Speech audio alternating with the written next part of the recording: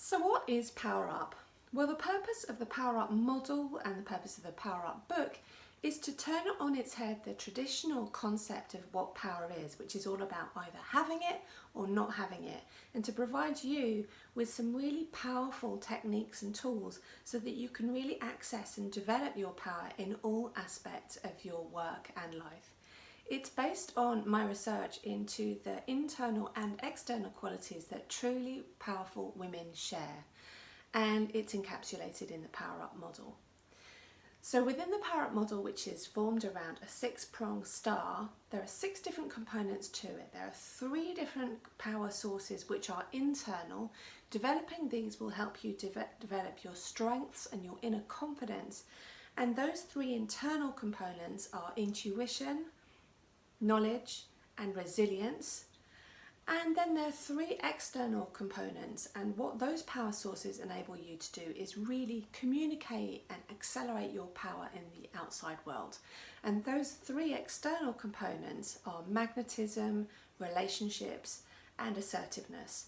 What we're going to do is we're going to go through those 6 different components one by one. I'm going to give you a bit more detail on what you can do and what power moves you can take to get more powerful in each of those different areas so that you can unleash your potential. We're going to start by exploring the 3 internal sources of power first. Those are intuition, knowledge and resilience. Then we're going to have a quick Q&A where I'll answer any questions that you've got about those internal sources of power.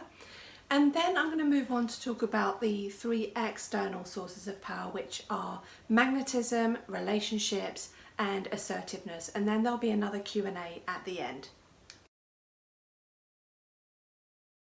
Well, we've all heard of female intuition, and it can have a bit of a bad reputation in the same way as tuning into your spidey senses, or maybe thinking about a 6th sense or asking the universe. It can be perceived as a little bit woo-woo. However, some of the world's most successful leaders rely on intuition more than rational thinking to make a lot of their business decisions. People like Oprah Winfrey, Richard Branson, Steve Jobs all use intuition to power ahead. And why is it particularly relevant right now? Well, whether you work in a company and are really busy at the moment, or maybe you've been furloughed and have more time on your hands, or perhaps you work for yourself and you're wondering about what's going to happen next with your business. Now is a time for quite a lot of uncertainty for all of us. And so what intuition is brilliant at is helping you to tune in to your inner wisdom and make decisions on that basis. So it's a brilliant tool for decision making, but it's also a great tool for reading people. You know, you can tell when you meet someone whether you're going to get on with them or not, or you get a sense that perhaps there's something that's not quite right.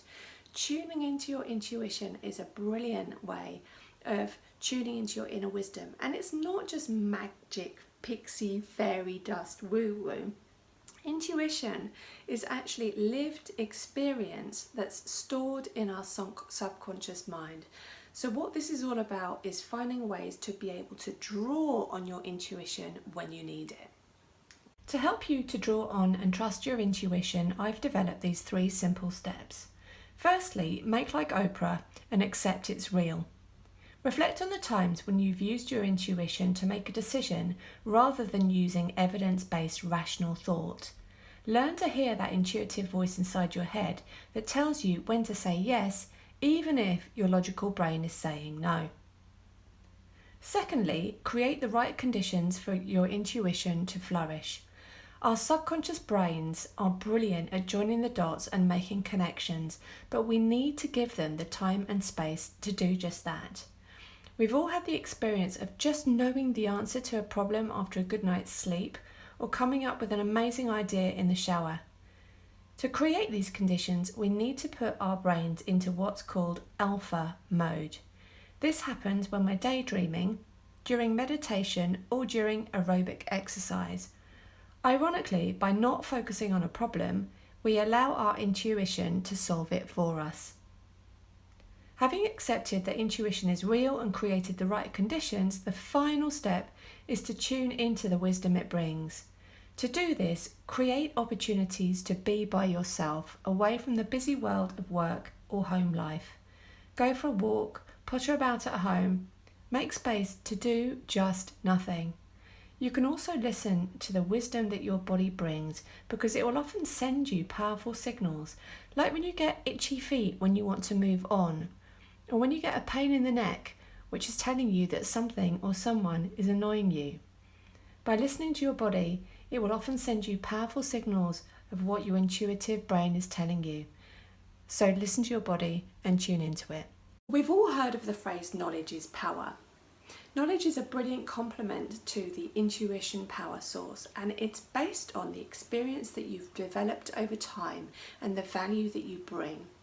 Knowledge is all about the skills that you have, what's on your CV, what's on your LinkedIn profile, what really makes you stand out from the crowd, and what makes people rely on you rather than anyone else to get the job done. Now is a brilliant time for you to hone and develop your knowledge, because it's a brilliant way of building your confidence, and it's also a fantastic way of combating that imposter syndrome, which is quite a powerful power blocker that stops us from being successful. To develop your knowledge, ask yourself, what value do I bring? Maybe you're the only person in your organisation who understands a particular system or tool. Perhaps you want to become an expert in a particular field. If you run your own business, perhaps there's a gap in the market for your unique skill set. Rather than just thinking about qualifications, it can be helpful to think about your knowledge more broadly. To enable you to do this, I've identified 6 work-related knowledge buckets as illustrated in this slide, which you can rate yourself against. Assessing your knowledge level against each of these buckets is a valuable exercise because it helps you to acknowledge where you're powerful and where you're weak, and work out what you're going to do about it. Qualifications includes any relevant courses, events, or training that has got you to where you are today. Experience relates to the amount of time you've spent on the job, which might even earn you a promotion or a pay rise. Culture is about your understanding of and involvement in the vision, mission, and values of your organisation, as well as the how we do things around here. This is knowledge which EAs and PAs are often expert at. Environment is about your knowledge of the sector you work in and the opportunities and challenges that that sector is facing. Network is what you know about the people you work with and for, what's important to them, what they need, how they like to be communicated with, what keeps them up at night. Although the assumption might be that the most powerful person in an organisation is the MD because of the knowledge that's required for them to get there, the person with the most power is often the PA or the receptionist because they have the most touch points with and knowledge of the greatest number of people. Stealth. We can't ignore self-knowledge in all of this.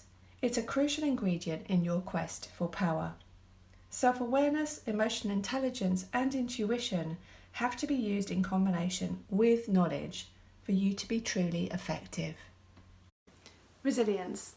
Also known as inner strength, resolve, or grit, resilience is our ability to bounce back even during times of adversity.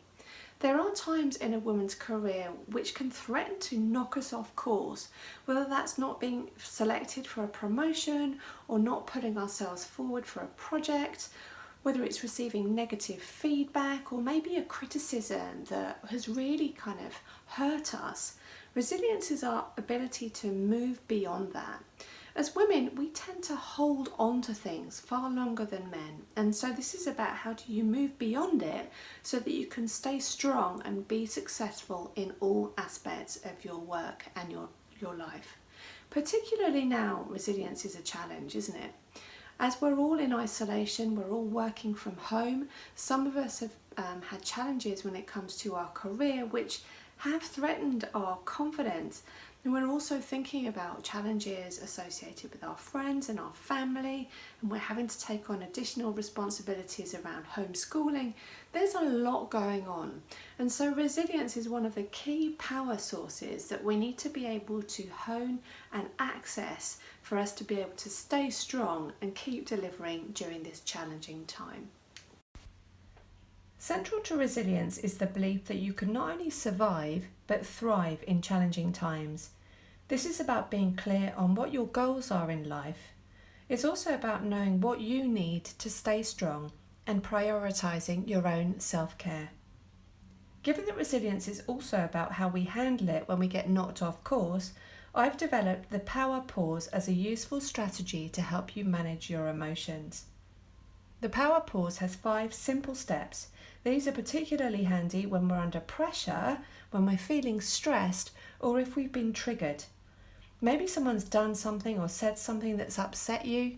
In those situations, it's quite common for us to go into fight or flight response. So either we want to go into combat mode or we want to run away. We might also go into freeze, where we get caught like a rabbit in the headlights and we just don't know how to react. We might go into flock, where we go out and seek allies and get people to agree with how awful we think the situation is. Or we fall asleep altogether, which is where we shut down altogether and just don't act. None of these situations are helpful when we've been triggered. Instead, try the 5 simple steps of the power pause. Firstly, recognise that you've been triggered. You'll feel it in your body and you'll hear that frustration in your head. Secondly, breathe. This will calm you down and let you step out of the situation.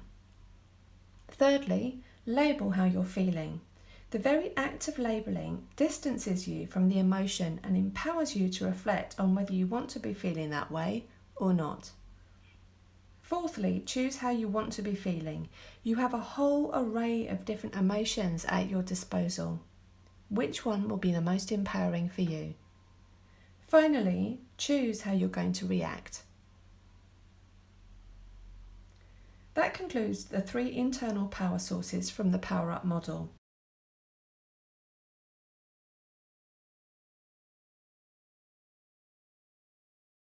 Let's have a look at the 3 external sources of power now, which are magnetism, relationships, and assertiveness.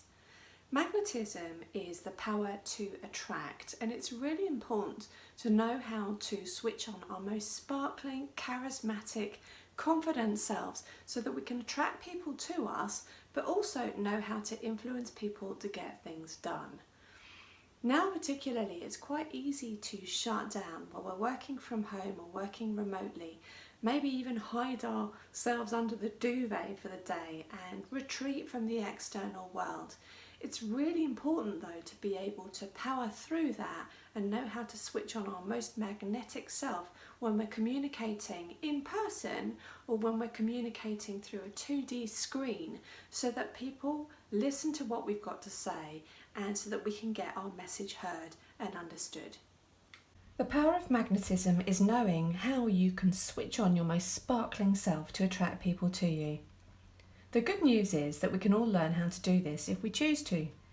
As a shortcut, I've developed the PPPA system, which will help you to power up your magnetism whenever you need to. Let's explore the 3 A's one by one. The first A stands for awareness. It's a deep appreciation of your impact on others and the value you bring. This is about understanding your personal brand so that you can attract the right people to you. The second A is for attitude, a sparkling mindset of warmth and generosity. For many of us, this involves liking ourselves enough to let our natural sparkle be seen and believing that we have something valuable to share. The third A is allure, the ability to attract attention through using your authentic style. What do people see when you walk into a room or join a video call? Do you light it up with your smile, or do you slink in and avoid eye contact? Do you have your video on, or do you keep it switched off? Think about what people will see hear and feel when they're around you? Do you greet people, accept compliments and give them out, radiating verve and a certain vavoom? If not, now would be a really good time to start. We all have our own unique allure, whether it's your captivating smile, your beautiful eyes, the fall of your hair, your unique sense of style, your sense of humour, your signature scent. The list is infinite.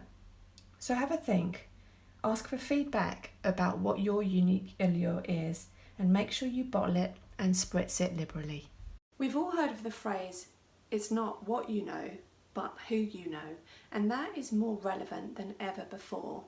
Knowing how to build and sustain relationships in the real world but also online is a really valuable skill, and it's something that women tend to be really good at already.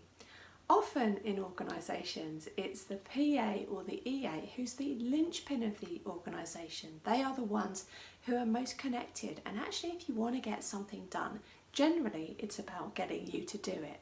And so you can leverage that power because it's a hugely important skill to be able to have. So the power of relationships is about the ability to be able to build a really strong and powerful network that works for you. It doesn't just work for the people around you, but also when you're communicating with people, it's the skills to be able to build rapport and create real meaningful connections that will really power you forward, because it's all about the tribe that you create and connect around you that makes the difference. Your ability to develop relationships has a lot to do with the impact that you make when you communicate with people, whether that's one-to-one, in a group meeting, or when you're speaking to an audience. I've developed the Oprah's model to help you plan for success. People have found it an extremely valuable tool to prepare for formal interviews, meetings and presentations, as well as those informal situations where you're networking, where it's important for you to be at your best. The next time you need to prepare for success, run through these simple questions in your head. Objective: what are you there to achieve? People: who are the other people and what's their reason for being there? Role: what role will you choose to adopt to suit the circumstances? For example, based on your objectives and the people there, will it serve you best to be facilitator, connector, maybe even peacemaker? Attitude: what attitude will it be most helpful for you to adopt given the above? For example, is it going to be best for you to be excited, curious, concerned, playful, or even challenging? Here, rather than focusing solely on what you're going to say, pay attention instead to how you're going to listen to other people's points of view. Say: you will now be in a strong position to consider how you can make the most valuable contribution to the conversation and get the most out of it. Now is not the time to hide. Now is the time to make sure you get what you deserve and ask for what you want. Assertive communication is clear, direct, self-enhancing, strong, honest, powerful, and respectful. And so how do you communicate with assertiveness? Well, it helps to understand what are the things that get in the way of you communicating in that way. And usually those are situations where you've been triggered, where you go into fight or flight, and you either become more passive in your communication style or more aggressive in your communication style, both of which will compromise your power. And so assertiveness is all about being really clear on what your message is, and then being able to communicate that message and channel and harness your emotions so that you can speak confidently, make sure that you have been heard, and get what you want done. We're going to break this down into mindset, body language, and voice. Firstly, mindset. If you want to communicate assertively, it's really important to remind yourself that you have just as much right to be heard as the other person. You might be working in a hierarchical environment. The other person might be more experienced or more senior than you, but that doesn't mean that you don't have an important role to play and that you deserve to be heard. So also think about the win-win in the conversation that you're going to have. So put yourself in the other person's shoes and think about how what you want and what you're saying is going to benefit them as well. So think about it in terms of equality. You both have as much right to communicate as the other person. So of course it's also about thinking about what you're going to say, but also how you're going to make sure you give them space to be heard as well. Secondly, body language.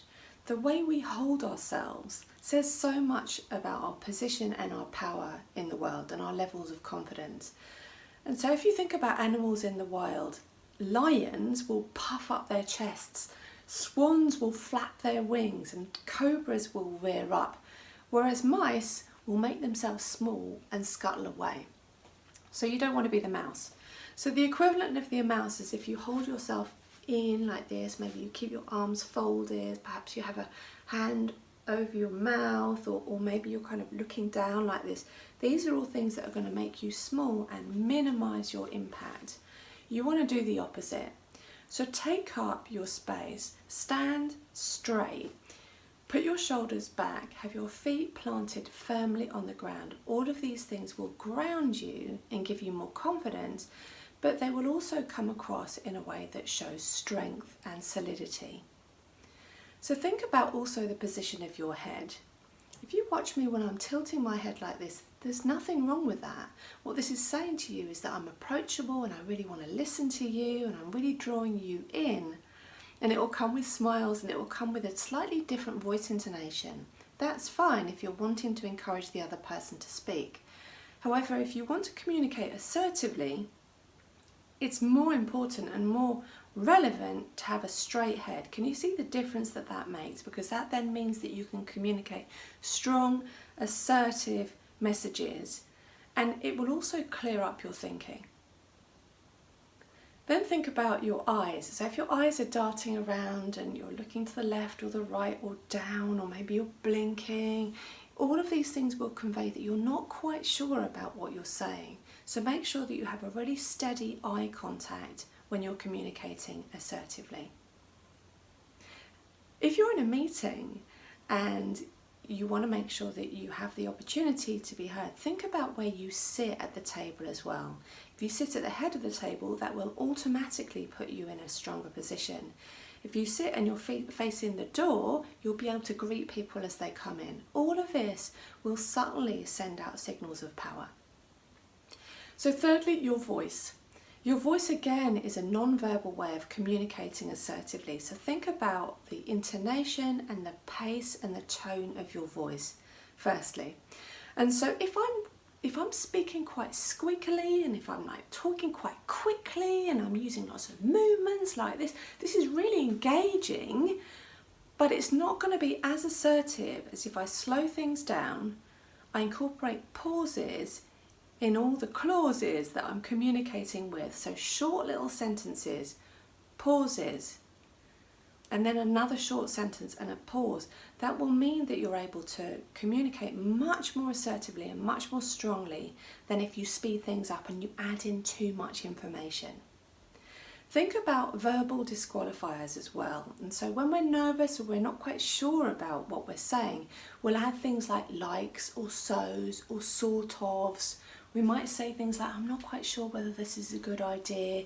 What do you think? I was thinking that maybe we could perhaps do this. Prepare in advance so that you have a really clear and strong message and eliminate those little disqualifiers which will all detract from your message and minimize your impact. So if you want to communicate assertively, it's about mindset, get yourself into the most confident mindset possible. It's about body language, get yourself into a really strong position, whether you're standing or whether you're sitting. And thirdly, think about the words that you're using, prepare in advance, but also think about the tone of your voice and building in those pauses.